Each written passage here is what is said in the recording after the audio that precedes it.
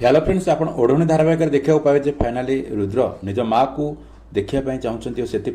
बापा कंडीशन हिसाब से सब कथा जन ज्योति को कहते आमर पिलाटे दरकार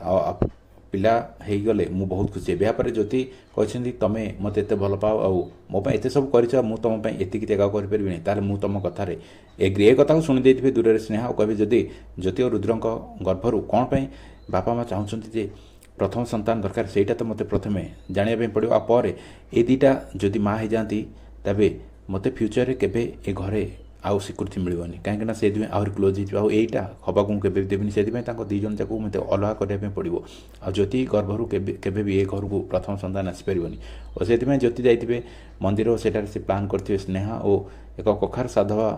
नारी हाथ काटापी कहे जन स्त्री लोक यहाँ काटला स्नेहा एमती देखिए से ब्लड बाहर यापर कहे जे यहाँ गोटे अशुभ लक्षण आ तू ए वर्ष केवे भी महावा कथा चिंता करूँ जदि चिंता कलु तेज तोर बहुत बड़ अनिष्ट हम एपटे घरे समस्ते बस और समस्ते को चा दौरान ज्योति और जाणी शिखा कहते